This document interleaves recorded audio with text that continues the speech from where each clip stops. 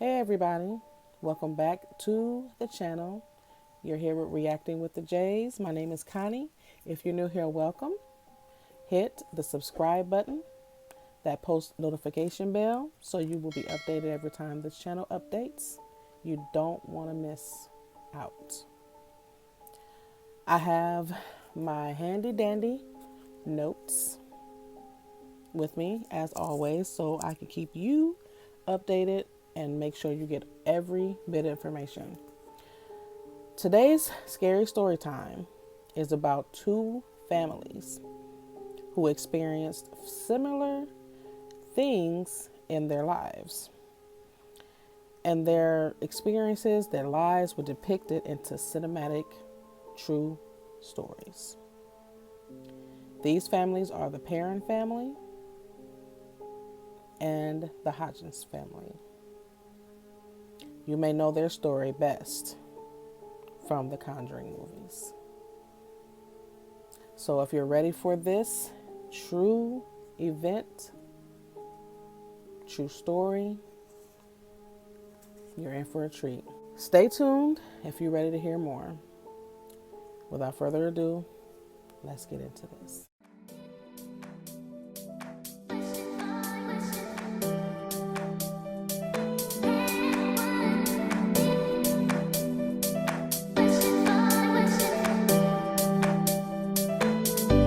If you have seen any of the Conjuring movies and you were terrified, you better grab your favorite blanket, snacks, and a flashlight, because you are in for a terrifying treat with terrifying facts. First, we're going to start with the foundation of it all. We have to pay homage to the Warrens, Ed and Lorraine. Ed and Lorraine Warren, they were married in 1945 until 2006, when Ed passed away at the age of 79. Ed was a World War II, vet and a former police officer turned self-proclaimed demonologist. Lorraine was a clairvoyant and she was a medium. She was, and she could communicate with demons, spirits, and things like that Ed conjured up or got in contact with. She was able to speak to these demons. So they were demonologists, they were paranormal investigators, and they were good at their job. So in 1952, they started the oldest ghost hunting group in England called the Society for Psychic Research. This is where they gained respect as paranormal investigators. They had investigated over 10,000 cases. 10,000. That's a lot of people. That's a lot of people that go through and witness paranormal things happening. Sidebar real fast. Paranormal activity. I know it's not true. At least I hope not. But I'm pretty sure, you know what? I digress. Paranormal activity. Even though I am the queen of horror, I love scary movie, anything. When I seen Paranormal Activity for the first time, I was like terrified. I really, really wanted to just leave my home. And I actually did. Don't judge me. I really did leave my home. Had my kids with me and everything. I was like, I'm about to watch this. This is Paranormal Activity. What? Put that movie on. Watched it. Oh my goodness. I turned the lights on, put on some music, some upbeat music, some churchy music.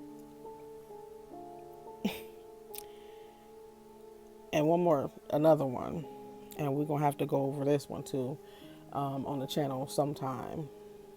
It's called Hell House, and then there was another one. I don't know. I'll pop it up here because I can't think of it right now, but I'm sure when I go back at it, I'll remember. So I'll pop it up here somewhere. Terrified me, like seriously. So I needed my blanket, I needed my flashlight, I needed my snacks. I don't know about the snacks because I was just like, I might choke on these snacks if I get too scared and want to jump, and nobody gonna be here and know how to do the Heimlich on me. Anyway, as you know, I shall digress. Back to what I was saying. They investigated over 10,000 paranormal cases. Few of their world-renowned cases that everyone has heard about. The number one, Amityville Horror, the Amityville Haunting. Another movie that terrified me, but yet I'm a glutton for pain, emotional pain, because I love those movies. I watched every Amityville there is. No judgment. So, Amityville Haunting, they investigated that.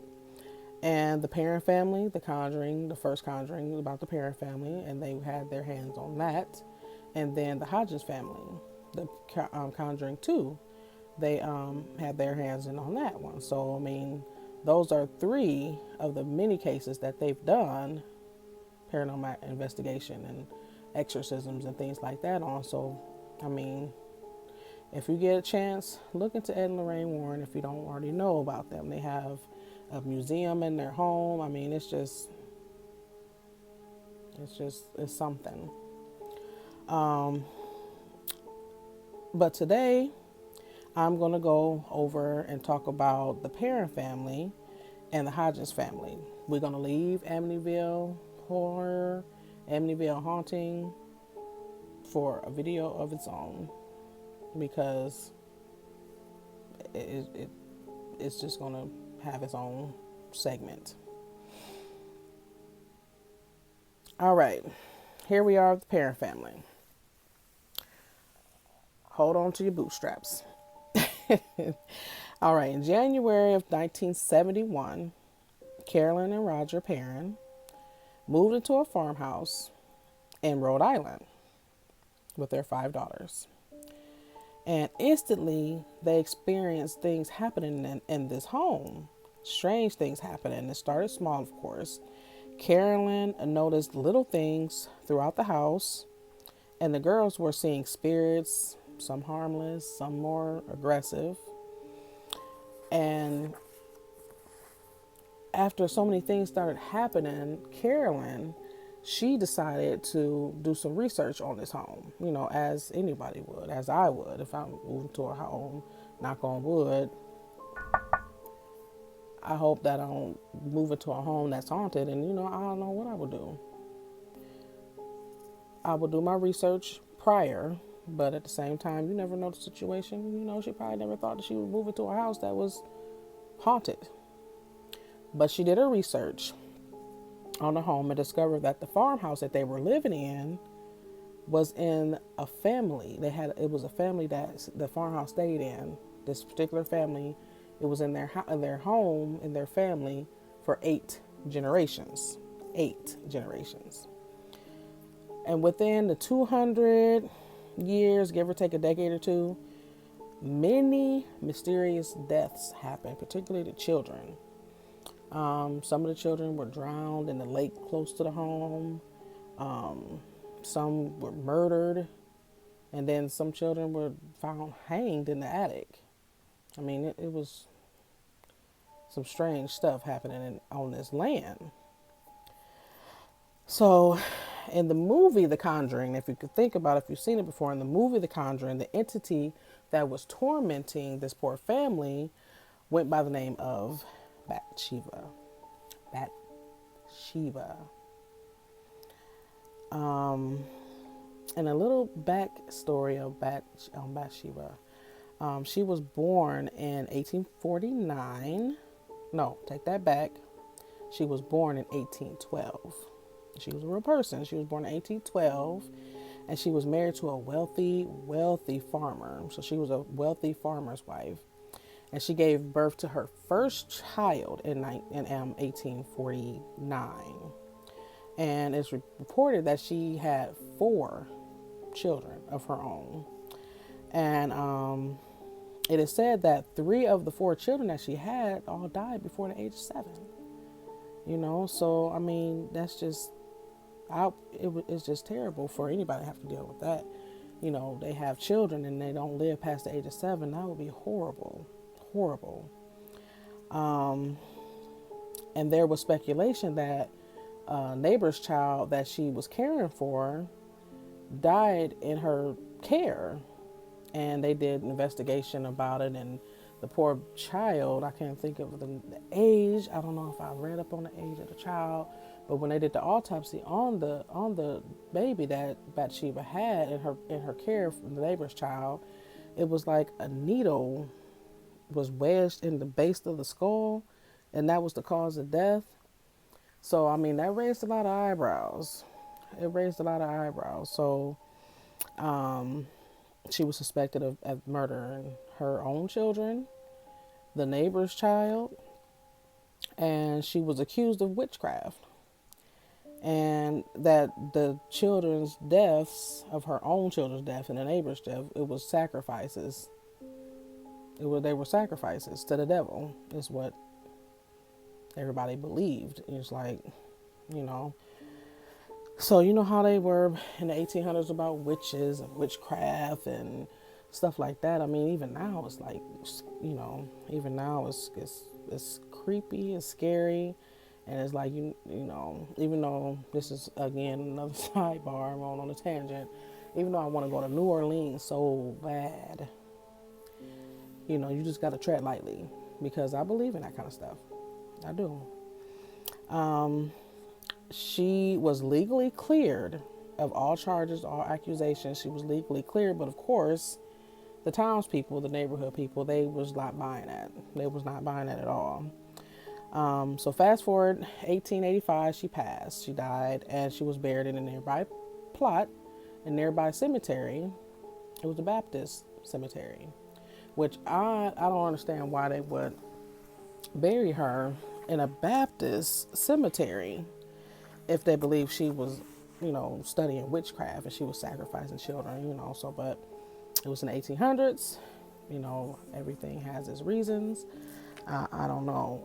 If you guys know, or if anybody know more about the backstory of Bathsheba, please enlighten me. Please enlighten me. Leave your comments down in the comments section and we can talk about it.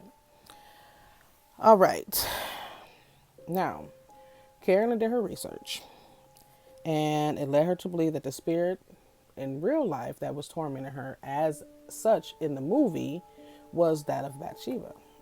She believed it was her.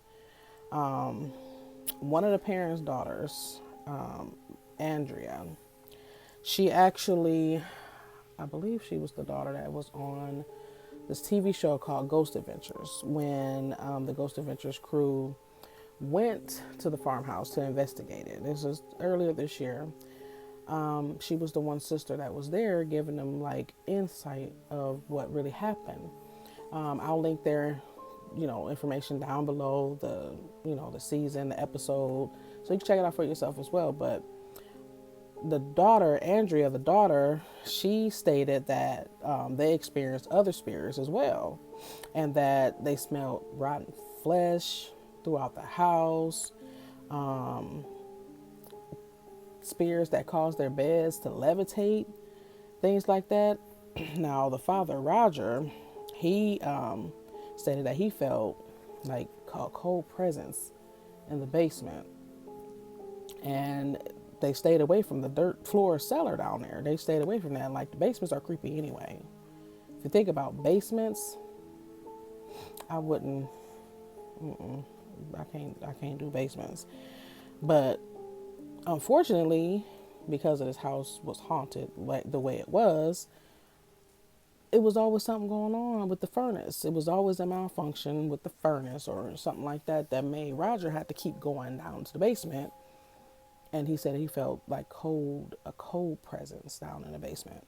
The Parron family lived in that farmhouse for over 10 years. I wouldn't be able to do that. I'm sorry, children, husband. Let anything happen. Like I told you earlier, I watched Paranormal Activity. Watched it. And I left. I went to my dad's house. So, heaven forbid anything happen paranormal, I'm out. I'm not staying there, not a day. Definitely not no 10 years. Can't do it. I mean, but I understand. They had financial problems. They had financial issues. Things was happening, it was in the early 70s and things like that. So, I mean, I get it. I get it. But couldn't have been me. But the Warrens made many trips to the Parron home. They came a few times doing investigations, doing paranormal things, and seances. Now, during one of the seances, that's when Carolyn Parron, she began to levitate and speak in tongues, other languages. And Andrea, the daughter, she actually states that she witnessed this happening to her mother. Sitting at the table during the seance, and her mother started to speak in another language, and levitating in the chair that she was sitting in, levitating. And the husband was afraid for his wife. Roger was afraid for his wife, and kicked out Ed and Lorraine Warren. They kicked him out. He kicked him out, afraid for his wife's mental state, afraid for his wife, period. Kicked him out. And they stayed there, like I said, for 10 years, just about. And they finally was able to move out in 1980. And at that time, the activities had stopped. So that was the Parron case. Now, Meanwhile, don't tell me you're scared. No, I'm not scared. Make sure you push the like button and subscribe, because you ain't seen nothing yet. I can do that. Now on to the second case of the Hodgson family. Just 6 years after the Parron family had their incident, the Hodgson family began similar activity. And it was happening over in Enfield, England. Now, the family began seeing and hearing unexplained things happening, and the daughter, Janet, 11 years old at the time, remember seeing her dresser slide across the floor in the bedroom that she shared with her brother. And she also stated that she was sort of frightened when this was happening, but she was also intrigued. Now, I don't know what you guys know about the law of attraction, but if you give it that energy, you're going to get that energy. I'm a sole believer. I am a firm believer. So if I see a dresser or a chair or anything, poltergeist activity happening in my home in front of me, and I'm like, I'm frightened, but I'm intrigued, you didn't put it out there. Now you didn't open up doors for other things to be happening. I'm just not going to do that. So soon after the poltergeist activity was happening, the family began hearing noises throughout the house, like random knocking, dogs barking from rooms that nobody was occupied in, like empty bed, like the bedroom no one was in, or a room that just no one was in. They didn't have dogs, they didn't have any pets or anything like that, so they started hearing dogs barking out of the rooms where they weren't in. I don't know, but the knockings got so bad that the mom called the authorities. And The police came out one particular time and they actually witnessed a chair levitate and move across the room. They witnessed it for themselves. But even with that, they had reporters come out, and reporters, and other investigators and things like that came out, and their conclusion was, oh, the children are making this up. They're just, making all this up. Nonetheless, things kept happening. All types of paranormal activity happening, from marbles flying across the room, lights flickering on and off, furniture moving on their own, all kind of scary things was happening still, regardless of if they believed that this little girl was making this all up. Things still happened. Now, Ed and Lorraine came out in '78. They did their investigation, did their investigation and everything like that, and they believed that the house had a demonic presence.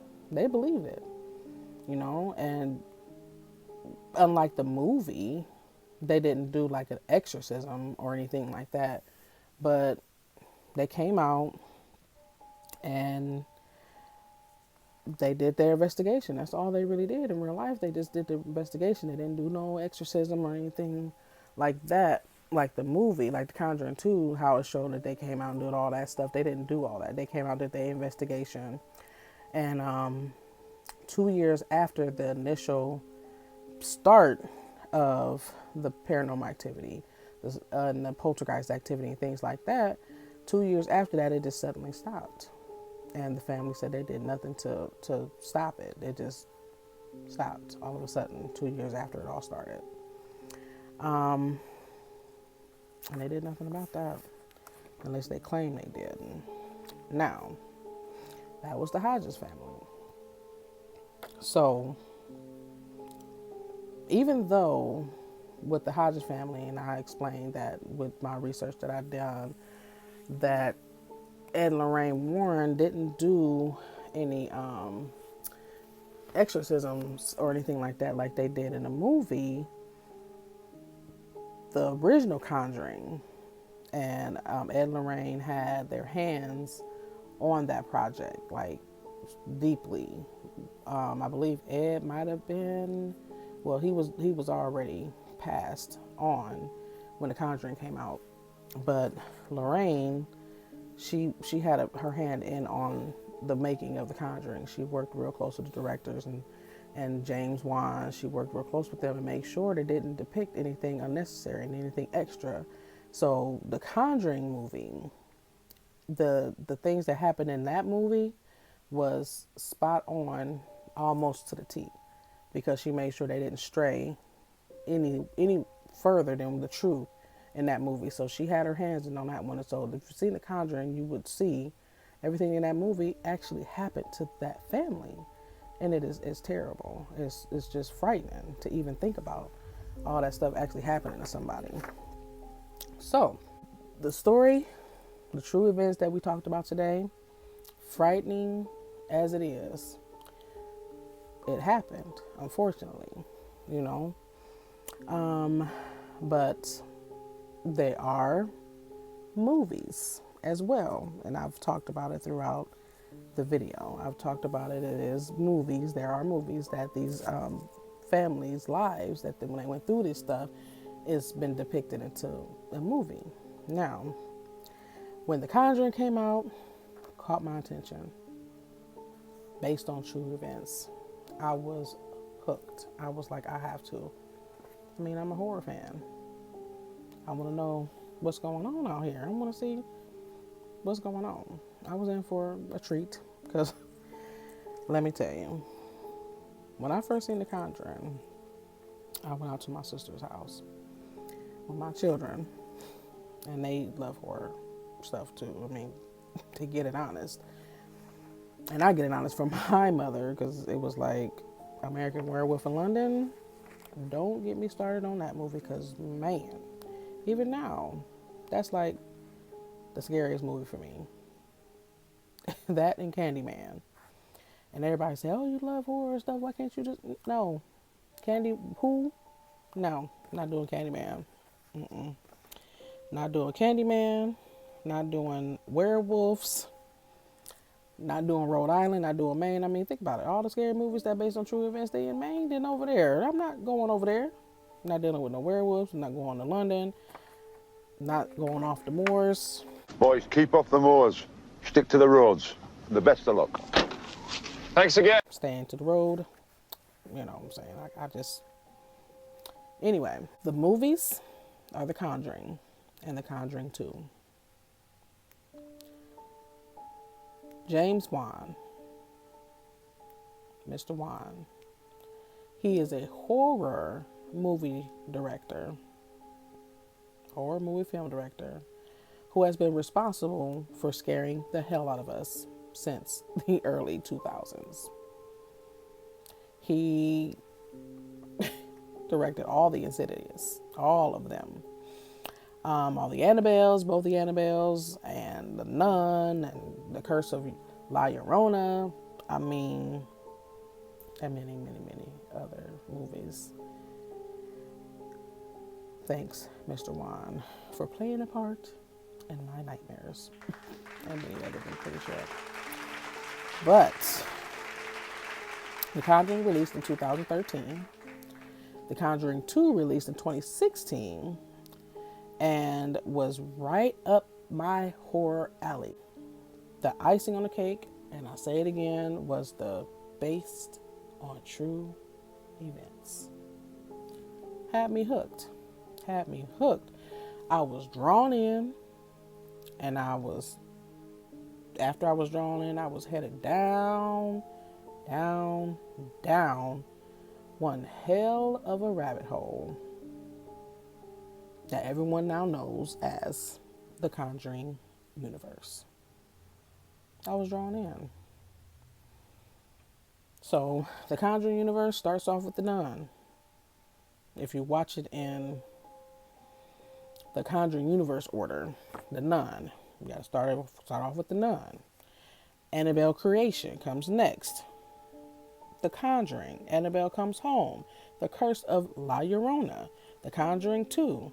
And if you haven't already known, and I am so ready for this, it's anticipated that in September of this year, 2020, I need some sunshine for 2020. I need something new.